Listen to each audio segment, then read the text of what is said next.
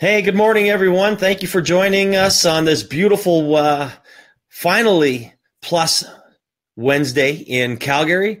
My name is Jade Alberts. I'm a workplace strategist. I focus on business development, brand development, content creation, and my passion is helping small businesses grow and enjoy a work-life balance. My Telling It Like It Is topic today is PR, and I have Lyndon Johnson from COMMS.bar based out of Toronto. Lyndon, how are you doing today? Very well, Jade. How are you? Oh, I'm fantastic. Like I said, the snow is finally melting here, so I can't ask for anything more. I was talking to somebody earlier on, though. They were saying apparently they're keeping some of the ski hills open in Calgary until June because you've got so much snow. Well, June. I almost canceled our interview to go skiing today. But I figured you wouldn't appreciate that. I'm looking outside. We don't have snow, but it's still not what I would call spring. Oh, yeah. I'm looking outside, and there's probably about 4 feet of snowbank still on the sides of some people's driveways. But, hey, it's going to go away, and we can finally get doing some stuff we love outside. So, sounds good. So I'll give a quick little introduction, and then we'll get right into it. So Lyndon is a recovering broadcast journalist. I love that statement.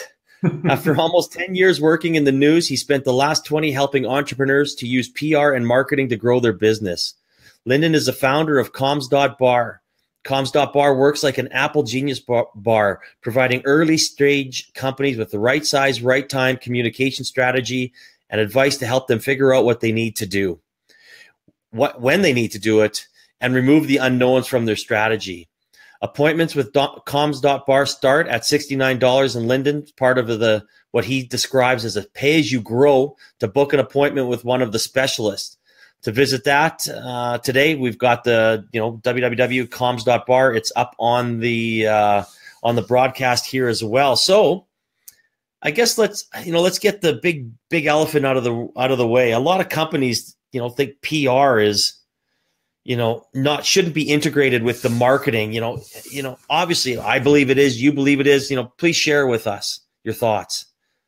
Well, the different disciplines are connected, and PR and marketing and sales really have to be integrated for them to work properly. And it's one of the big problems that I see is that they don't integrate them. Companies start out doing one or the other, or doing something that, depending on who you talk to, could be either or both or neither. And so it's really kind of understanding how they work together, what the different disciplines are, and what the value is to a business and how you use them. And once you've got that, then they integrate really nicely. As part of the work that I've done, I've been working really on redesigning PR and marketing for early stage and small businesses over the last few years. The first thing that I did was actually define what PR, marketing, publicity is, what the discipline is. And then you layer on top the activities. And that's really kind of fundamental to integrating the disciplines to make them work for a business. PR is about building and maintaining key relationships. It's kind of building trust. It's building a relationship with a potential customer, a partner, with somebody that you may be able to work with in order to both benefit from it. But it has to be actionable. For a relationship to be valuable to marketing, it has to be actionable.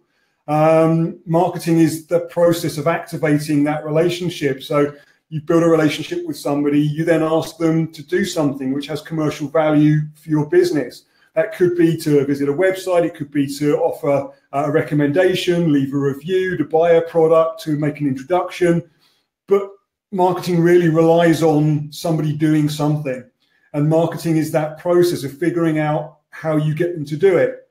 I always explain that relationship strength relies on what the ask is. If you're asking somebody for $3 for a public transportation token, you can ask somebody that you've not really got a very strong relationship with, and they probably likely to give it to you. If you genuinely left your wallet at home, you need to get home, or you just don't have the cash on you, they're likely to do that for you. Asking somebody to invest 50, 100, 500,000 or $1 million in your business, that relationship's got to be really quite strong. And the mutual benefit has got to be clear. And then the last thing that I do is publicity, which is a lot of what PR companies tell everybody, that PR is about media coverage of pitching journalists. It's not. That's publicity.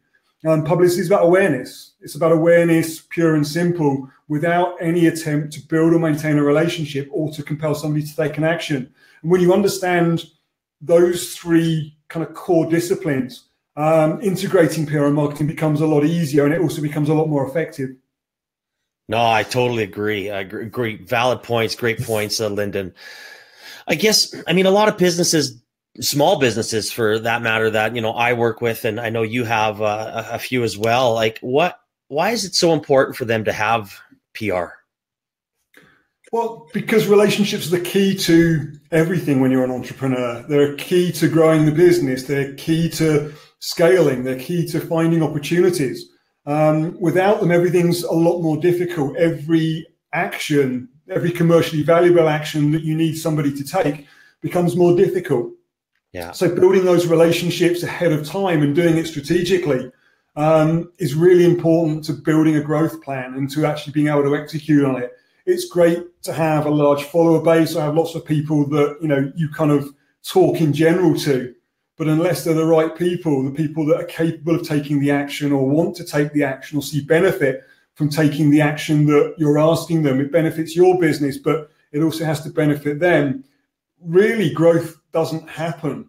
And so PR, a lot of organizations, a lot of small organizations do PR. They just don't see it as that. They see PR as being making a noise, the media coverage, the kind of boasting about what they're doing, when in reality, PR is the hard, kind of unrecognized part of actually building a business. And so it's essential for every business to do it, whether it's consciously or subconsciously. We kind of choose, to help companies to actually develop a conscious strategy, which helps them scale faster. Well, yeah, absolutely. I guess a lot of, one of the, the stigmas of PR is they only need it when bad things happen. I mean, if this is their philosophy, I mean, why should they change it? How do they change it? And, what should they do if bad PR hits? Well, the challenge is that people try and activate it when something goes wrong. And the reality is that when something's gone wrong, the relationships have failed, or you're damaging the relationships. If you've built the relationships to a point where when something goes wrong, you can say to somebody, Jade, look, I'm sorry about this. It's not how we generally do business. Something's gone wrong.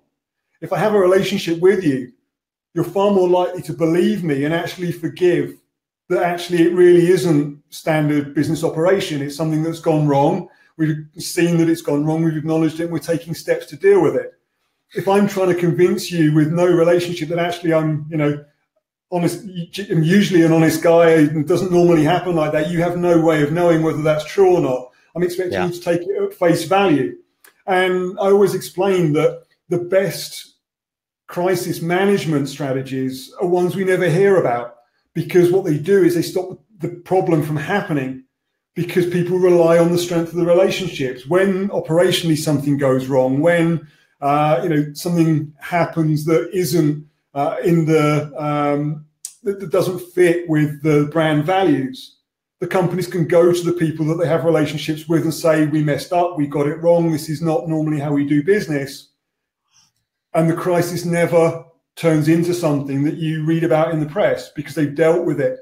And that's really the value of PR from a crisis perspective, is avoiding something that went wrong becoming a public discussion topic. No, absolutely. I mean, there's a common theme when I have all these discussions. It's about communication, it's about honesty, it's about relationships, and no matter, even beforehand, we're talking about a little, AI, and you know what? People buy from people, and people buy from people they trust and deal with people they trust, and that is something that is never going to change, in my opinion. And I mean, even yesterday, I had just on a personal note for, our senior baseball team. The guy actually forgot to order all of our stuff. He came out, he was honest. He told me rather than making an excuse. I said, I appreciate that more. And again, it builds my loyalty to that company, even though, hey, people make mistakes, but I mean, you admit to it, you own it. And I love that. I mean, it just makes it so much stronger, our relationship. It was a lesson I learned very early in my career working in agencies, where we got something wrong. we messed up, we forgot about something, and we went into a meeting, and I'm sure the customer expected us to make an excuse. And I walked in and said, we got it wrong. Yeah. This didn't happen. It should have happened. This is how we're going to fix it. And I got told years afterwards, I mean, the customer at that time was relatively new, and I worked with them for, kind of the best part of 5 or 6 years. And afterwards, his assistant, the CEO's assistant, said it was the best thing he could have done. Because, from that point on, if you got something wrong, you were going to own up to it and fix it. And he believed that you were going to do it. Had you walked into it and said, oh, it's somebody else's fault, and well, it's this, and it was that, and it wasn't really us, he'd never have trusted anything we said again, because he knew what happened. Yeah. So just about it is always the best policy. You build trust. Ironically, you build trust far more quickly from something like that when things go wrong than you do in many cases when you're building it where nothing ever goes wrong. No, I agree. Failure is unfortunately, you want to avoid, but it's a great way to build trust. And when you're vulnerable and say you're sorry and say you made a mistake, people appreciate that. I mean, I love your philosophy on the PR and the way you're taking the COMMS.bar into kind of I know it's the pay to play. I think that's just great. And I know you're trying to roll it out, across, fill us in a little more, why you did that and your success stories. Yeah, it all started really when I came to Canada. I've been in Canada for nearly 8 years now. And I was leaving an agency, and I kind of made the decision I wasn't going back into working for agencies again. It just, the last few years, it's always been a bit of a struggle because I was trying to do things that didn't really fit with the agency model. And when I moved to Canada, one of my customers in the agency kind of phoned me and said, look, I'm sorry you're leaving, but we get value from the things technically we don't pay for.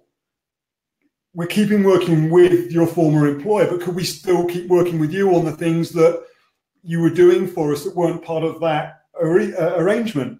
So that kind of created an idea where actually testing kind of crazy ideas sometimes to see what validity there was with them, to see if there were ways to shortcut strategies to achieve goals without going via the traditional agency kind of route of press release, media coverage, then kind of feeding that into sales and doing it again. And then that got me thinking about, there's a business here. Actually, a lot of small businesses don't need $5,000 worth a month of media pitching for media coverage, which then they know doesn't really add any value to the business. And that got me thinking about turning it into something where entrepreneurs could actually get help to solve problems they have today, rather than buying something hoping it would either give them an advantage or solve a problem that they may or may not encounter at that point. And I read the Lean Startup book because that came out just about the time I moved to Canada. And the whole idea of experiments and having a canvas and having a way to track the strategy planning and validate assumptions that you were making, the same way there are assumptions when you're starting a business, developing the business model. There are assumptions with PR and marketing as well. You assume that media coverage is going to deliver you a commercial outcome. In most cases, that's not the case. You assume that journalists are interested in pitches, or that they're going to pay attention. People are paying attention when they get the coverage. You can do that with building and maintaining relationships, how you activate them. And that got me started. I can show you. I developed the framework. I've got kind of physical versions here that we use, but a series of canvases that are basically like the business model canvas, but for PR and marketing. The whole idea came about, what if we kind of started with, this is what we think the answer is. This is what we think the strategy is to get this commercial goal, this business outcome. Let's test it and see. Before we spend time, energy, money, let's just test the things we're not completely sure about in a small batch and see whether or not that's valid or not. Because if that doesn't work, the whole strategy dies. And so you need to be able to build a strategy based on testing assumptions. And so then that's where the business model kind of started to fall together. And again, pay as you grow. You get people coming when they need help. You have the ability to put a strategy up on there, to ask questions, to test it. And then most of the things that entrepreneurs need to be doing from a PR perspective and a marketing perspective, they can do themselves. The thing they miss is somebody looking at it and saying, this is what you need to do now in this situation, based on the context, based on your business. And so from that, all the different elements started to come together. And it was something I tested for a number of years to see how it would work, to see how well it would work with entrepreneurs that typically don't have any PR or marketing training or background.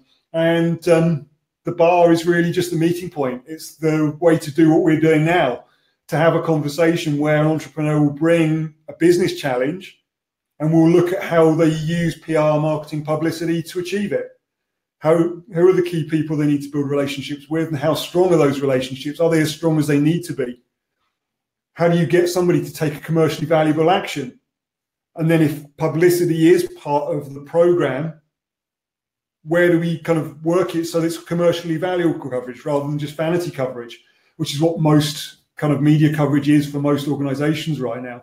And so that's really where it came together, just a series of ideas, testing them and then rolling them out live, running experiments with entrepreneurs to see whether my assumptions about how PR and marketing could look for entrepreneurs to make it more affordable, more accessible, make it deliver results, and also make the process transparent. And COMMS Bar is ultimately the product of all of that work. Oh, that's awesome. I mean, I love that. I mean, there's so many small businesses that just don't have the money to start, and pay as you grow is a great philosophy.